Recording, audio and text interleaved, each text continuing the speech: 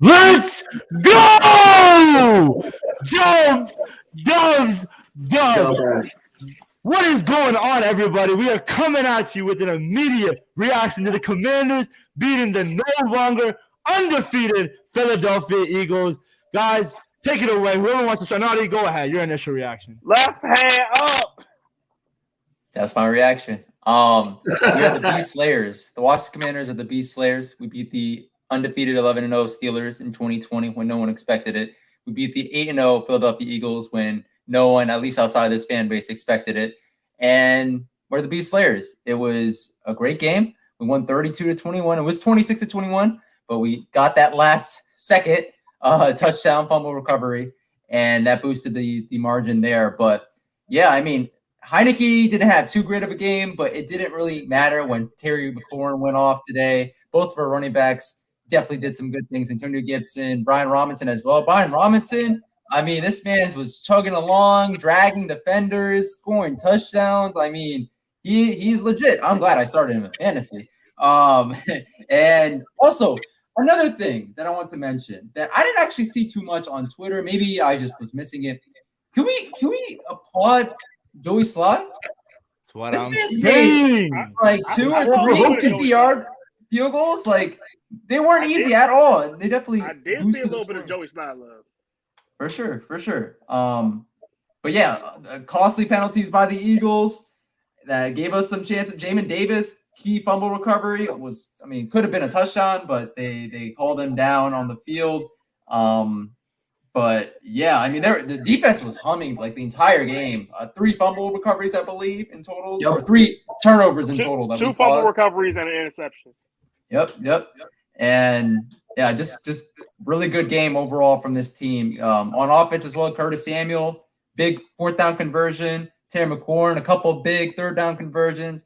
The offense played well, defense played well, great overall. And special teams with Joey Sly, great overall team win. I want to talk about this comment right here. Scott Turner, as much hate as we give this man, what a game called by him. Evan? He had his best game. Best game of the season.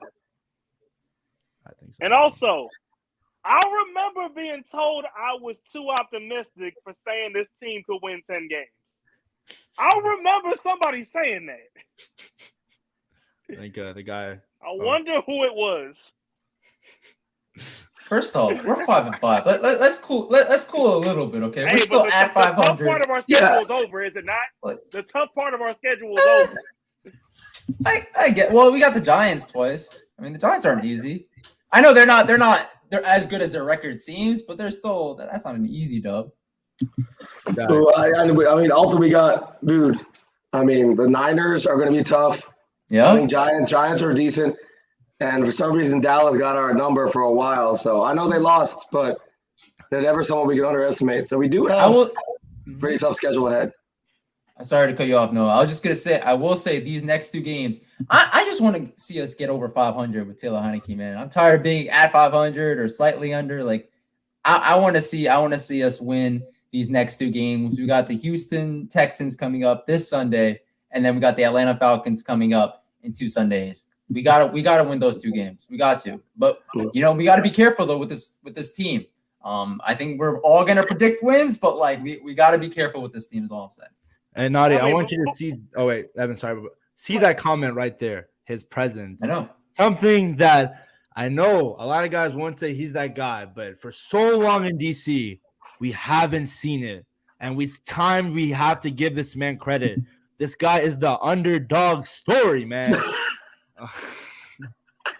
And what I will say though is tonight was basically the opposite that we've come to expect from Washington in primetime games, especially Monday night. They showed up, they looked prepared, they made adjustments, they played to their competition and actually outplayed them. Like, it's just a refreshing change of pace to see that, man. This team looked ready to play and they looked motivated. Like, even when they was down like 7-0 and then 14-7, the offense just kept moving. This is a Philly team that's that on paper has one of the best defenses in the league, arguably the best. And Washington and Taylor Heineke was able to move the ball on them the whole game, like pretty not easily, but consistently. I mean, I don't know if you guys want to address this comment. I know Nadi's point of view. I know I want your take on this. What do you think? So I think there's a couple things that, everyone's going to touch on, but the main thing for me was that the defense and the offense stepped up at the same time. The big reason why we are at 500 is because either our offense stepped up, defense sucked, or our defense played great, offense sucked. So we have the two-headed monster. I'm telling you, everybody keeps talking about Kareem Hunt, Nick Chubb, but Brian Robinson, Antonio Gibson is a great combo. I think actually, weirdly enough, McKissick, I love him, but he kind of throws a wrench in that game plan because we're like, we have to use McKissick, the receiving back. But Gibson he was a receiver in college for a reason. He has great hands. He's more of a receiving back. He's like Kareem Hunt, very similar size. We have Brian Robinson, who's that north to south runner. We set the tone. The Eagles didn't know what to do because we can throw in gadget plays with Gibson, gadget plays with Curtis Samuel, and then we have our deep threat with Terry McLaurin, and then the hammer and Brian Robinson. So Scott Turner called a great game, but we need to utilize everybody really well. Defense stepped up. No Chase Young either. No Chase Young was out with an ACL, some of the ACL rehab he's doing. So he was out. And also another thing, I don't like to call out particular players, but the guys that were on the team before the trade deadline on that defense, I ain't naming names, that said a lot of bad things about our team. They got traded. Magically, defense plays a lot better. You talk about Heineke's heart. You talk about the psychological warfare in the locker room. We get rid of the guys that don't want to be part of the program. They want to be bringing down the morale, because I've been in lockers before, obviously not in the NFL, but in college. You got guys that are about to transfer. Their energy's low. They affect everyone around them. The guys that didn't want to be part of this team are gone now. That defense stepped up because everybody that's still on this team wants to be a commander. I think that's a really underrated part of that process. We lost a lot of players, but we lost the players that didn't want to be part of the program. So I kind of saw that and it formulated in the heart on both sides, because we could have, they could have played it safe. They could have sat back. But we got the fumble recovery touchdown at the end of the game. That is a huge sign that the morale is increasing. When there's 11 seconds left, you're going to get that fumble recovery. It was huge. So that's my thoughts. Speaking of fumbles, we got to talk about that play where Watkins beats St. Jude's deep on 1st and 20 and then falls down, gets up, and then fumbles. It's like that Madden glitch. Because I'm sorry, but that might have been the most Commanders thing I have ever seen happen against the Commanders. It was a Commanders type thing to happen. That's the type of thing that would happen to us, but it happened, but it benefited us. And it's crazy. We gotta talk about guys. Derek Forrest, what a game he had with the what a season. Yeah, the interception. First of all, ripping it away from AJ Brown, who is a premier receiver in this league, taking it, and then because when the ball's on the ground, everyone knows it's very hard to recover. Just our rookies making plays, and this is all without Chase Young, who hopefully comes back soon. Guys, I'm speechless, man. Yeah. No, I mean, I agree. Again, a great overall win by this team. Offense, defense, special teams. Yep. Shout out to Coach Rivera. Coached a really good game. I mean, it's a great win. It's a great win. That penalty at the end of the game by Brandon Graham. Brandon, what were you doing, bro? What were you doing? That's a Commander's way to lose, bro. Yep. That's a Commander's way to lose. That's a good. That's a Pro Bowl guy too. That's surprising from him. You see Jalen Hurts' reaction? He got up. I was like, oh. That sealed the game. But yeah, just again a great overall game. And Terry, I don't think we've talked about him enough. I mean, he had 8 catches for 128 yards. I think that's what I saw on this box score after the game. I mean, 11 targets too. Keep in mind exactly, and keep in mind he was being guarded by some pretty good defensive backs. Speaking of, I do want to mention this. Okay, Chauncey Gardner-Johnson leading the league with 6 picks. He had a pick in this game. Just saying, a lot of us wanted him on this team. Just saying. I'm just saying. I will say though, he benefits from Darius Slay. He benefits tremendously for having an elite corner. I mean, you always see guys Marcus Williams was a good example in New Orleans. Gets a lot of picks. Why? Got Marshawn Lattimore. You got a top 5 corner in the league. So, yes, he's good, but do we have that type of corner talent to kind of balance that out? This team effort, no superstars, at least not yet. And let me say that hit on Curtis Samuel. It wasn't a penalty because he was out of bounds. It was a penalty because it's helmet to helmet. Yep. I don't know how y'all forgot about that rule. It's a penalty because that's helmet to helmet. I will say that Jamin Davis, face mask, I don't know how they didn't call it. Yeah. Got away with it, but it was a fumble. When I saw that he was down by contact, I was like, oh, no, they're going to get a field goal, and they're going to come back and score. But I guess everything happens for a reason. But, guys, man, it just – we said this 2 years ago. We beat the undefeated Steelers, and now this Philly team, again, they still are a good team. This team is stacked. I mean, this Nick Sirianni has these boys playing. But we're just like that. We have our boys playing. That's what I'm saying. Intimidated by anybody. I mean, we showed even the last couple of games where we, not just last couple. I mean, even back to the Titans game and obviously last week the Vikings. These losses hurt. But at the end of the day, we played those teams that especially the Vikings. 8-1? We played these teams tougher than a lot of other teams played them. And I know I'm not one for moral victories or anything like that. But all I'm saying is that we're a good team. We're a good team. Abdullah, I know there was some pushback when I kept saying this is a good roster. This is a good roster. It really just depends on how Taylor Heineke feels that day, honestly. And I know his stats weren't great. He had a lot of key third down conversions. He had a fourth down conversion. He had a lot of key conversions the entire game. And that's the Taylor Heineke that we won with a couple of weeks ago as well when we played the Green Bay Packers. And we got a W, and that's the Heineke that we got today. And if we can continue seeing that up Heineke, which is still a pretty big if, because he has shown his consistencies over the course of the last couple of seasons. If we continue to see this kind of play from him, we're gonna stack up the wins and might get to the 10-win total that Evan says. Although I think 4-3 down the stretch isn't too bad either to get us to 9-8.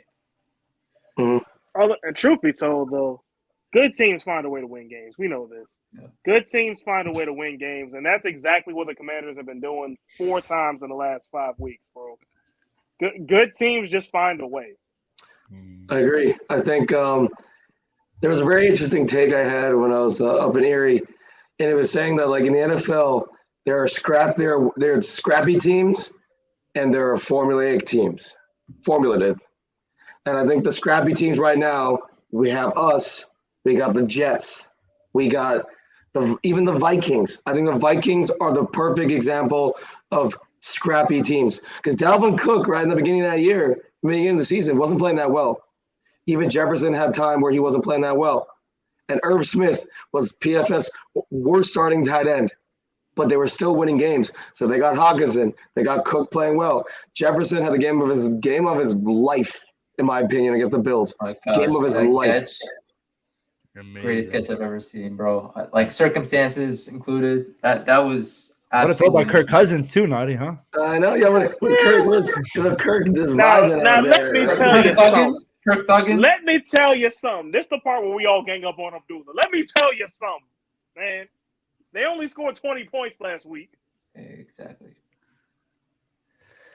So, but that's what I'm saying. So, Evan, I do agree we can win 10 games because the Jets, big win over the Bills. They have well over 500 record right now. The Commanders can be like that. We're that scrappy team. The Jets on paper are not that good, but they have a really good record. Same with the Vikings. On paper, they've upgraded, but their defense, Patrick Peterson is revitalized his career. You don't see 34-year-old corners revitalize their career. Patrick Peterson playing like old Patrick Peterson. The Commanders have got to find a way to have one of our guys that's that's what I'm saying. It's a good sign because Terry is our Pro Bowl level guy. He's playing like a Pro Bowler. Antonio Gibson, Brian Robinson, the guys that are really good on our defense. Someone's got to step up. Every time that happens for the Jets and for the Vikings, they've won games consecutively. So the real test, we got to smash Houston into the ground because we have to. If we don't set the tone, the Giants are too good. The Niners are too good. The Cowboys are too good. If they see, because you look at the Giants. Yes, the score wasn't that close, but they crushed the Texans. They crushed them. The only reason they got garbage points at the end of the game. We have to crush the Texans to build momentum for these future games, because this is what these other teams are doing. They're scrappy. They barely lose or they barely win against a good team.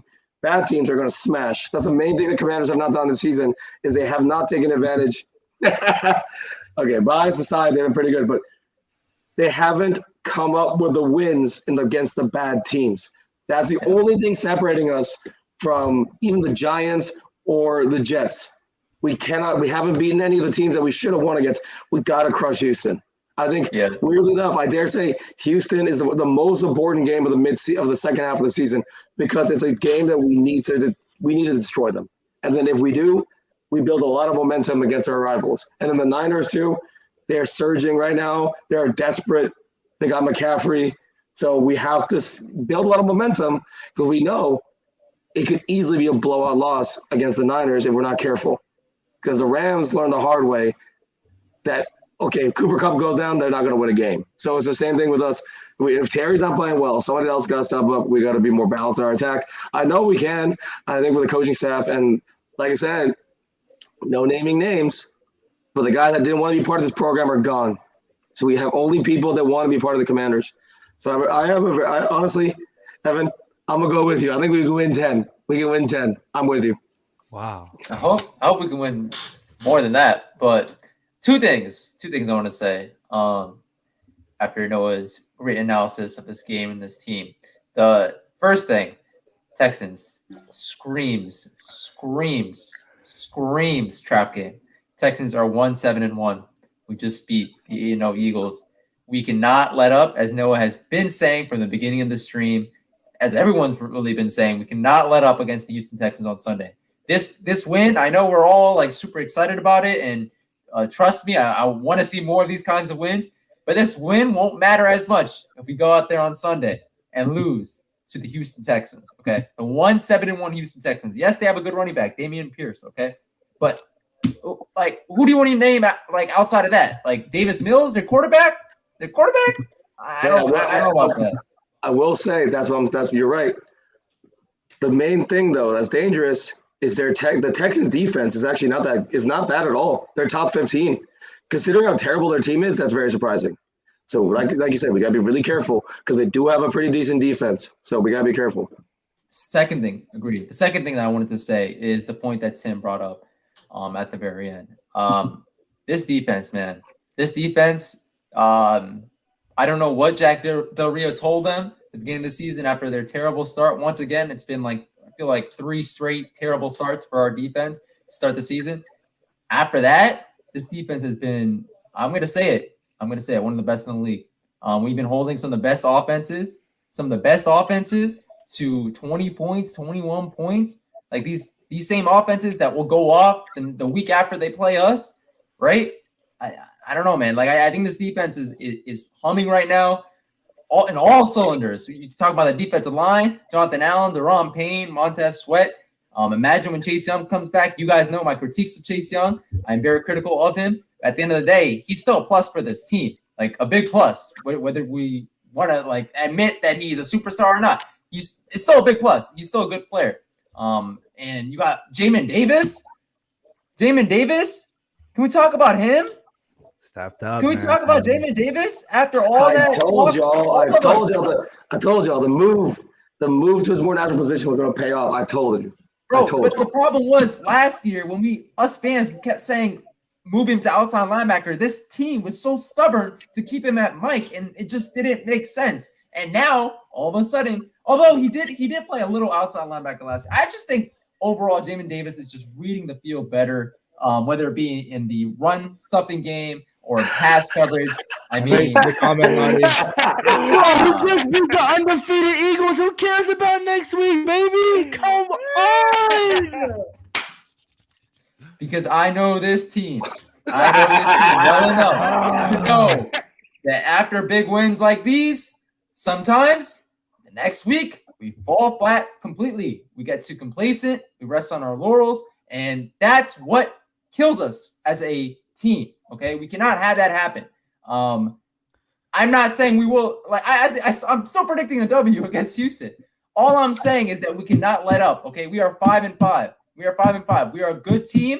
Abdullah, I know you're a little afraid of saying that. Okay, but I'm telling you now, we are a good team. But great teams win both the hard games and the easy ones, and are consistent at doing both. We gotta do that on Sunday. Agreed. Mm-hmm. I mean, guys, like, what is it? Monday Night Football? Oh, Tim, Tim is hitting a spot on. I'm a real. You have to enjoy this one, man. The last undefeated team in the league. It's an amazing win. It's the best win of the season. Like, what is there not to feel good about, man? Right, let me ask you guys this: Jalen Hurts, is he an MVP candidate still? Yes. Yeah. Yes. Yes, he is. Yeah. I mean, even in this game, he played pretty good. You were expecting us to say no when it backfired. Dude, even in this game, AJ Brown had 7 yards receiving, and they still kept it close. And I mean, they're still 8-1. It's not like, oh, that one loss. I will say though, unrelated, the MVP race, Josh Allen definitely fell out. That was because not only did he lose against the Vikings, he played terribly. Those 2 crucial turnovers at the end of the game, he threw the game away. The decision to throw, especially in overtime, to throw that ball, that threw the game away. So Jalen Hurts still in the race. I think Josh Allen lost the MVP. I really think he had such a front runner, but Mahomes is right behind him. He played great. Jalen Hurts played pretty good, even though he lost. Josh Allen threw that. I think he threw his MVP away. I know it's crazy to say, but come on. You've lost against the Jets, and you lost against the 8-1 Vikings. So unrelated, but I think Hurts is still there. Allen is no longer in the MVP race. And what I'll say for Jalen Hurts is, you got to give, as much as you can blame Hurts for the game tonight because he did have his mistakes, this is more about what the Commanders' defense did right versus what Jalen Hurts did wrong. Because you remember how this game started. Philly got the ball on a short field, and Jalen Hurts took it in, and it took, 3 plays? And then the next drive after the Commanders tied up, Hurts goes down the field, and he does it quickly, right? But then after that, what does Jack Del Rio do? What does the defense do? They make adjustments. They shut down the run. They make him throw the ball. And they turn the Eagles' offense one-dimensional. Like, they turned the Eagles' offense one-dimensional. Like, you notice they didn't really try too much of the RPO, like the second, third, fourth quarter. It was just, like, they didn't even do too much play action. It was just straight up, like, crossing routes and, like, at least one deep throw every single drive, bro. They started testing the secondary. We made them one-dimensional, and that's how the Commanders won this game. Yeah. I will say this. Shout out to everybody in the chat. Tim Sports Talk, of course, our guy. We appreciate you so much, bro. Roger Smith, Angelina, Steven. Steven, we appreciate your comments. As always, my guy. Love the you making the chat really lovely. But I will say this. Talking about a realist. Again, I've been saying we've been a good team for several weeks. We got an individual on your screen, ladies and gentlemen, right now, who did not want to say that this team was a good team, okay? Until possibly right now. I love this win. We beat the 8-0 Philadelphia Eagles, okay? I love this win. Don't get it twisted. If we win on Sunday, that'll make this win even better. That's all I'm saying.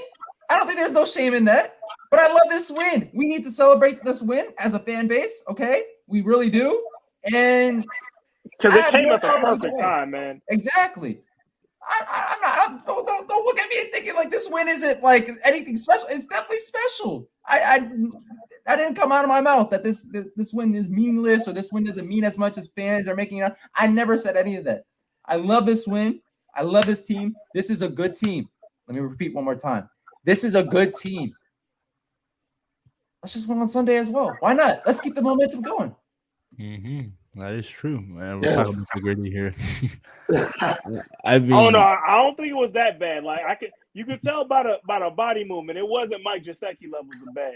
It probably wasn't good because that's leaving a lot of ground. It probably wasn't good, but Benjamin St. Juste was being a good teammate there, having his gritty to block off the camera angle from Casey Zuhill, because we probably don't want to know how bad that gritty was.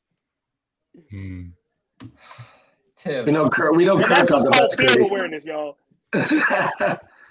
Tim. Everyone's just coming at naughty today. Huh? No. Obviously means something regardless, but it will mean even more if we How went did on this Sunday. become the comment section versus naughty?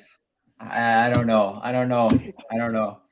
But Guys, today was awesome. It's a really, I mean, I know there's a lot of lows on this team, but when the highs come, especially like a high like this, you gotta love it, man. You gotta love it. But I think by the end of the stream soon, it is about 12:30 a.m. in the morning, guys. We all have stuff to do tomorrow. But what a crazy win on Monday Night Football. Terry McLaurin owns Darius Slay. Dan Schneider is probably going to sell this team soon. Taylor Heineke is still that guy. Terry is Terry. Ben St. Juste. Derek Forrest. Guys, I mean, I can't express it enough. This is my first time leading the stream with all of you guys, so I appreciate all three of you for letting me do this. I'm the youngest out of the four, so this has been great. I love all of you guys. I love the community. I love all three of these guys. And with that being said, please make sure to follow us on all social media platforms: TikTok, Twitter, Instagram @DMVSportsZone. And you guys have anything else to say after this great, huge win on Monday Night Football? Left hand up. who are we? The Commanders. There you go. I love that. All right, guys. Let's beat Houston. Let's beat Houston. Let's go. Beat Houston. Let's smash them. Win. Sir, get over 500. Let's do it. Let's do it.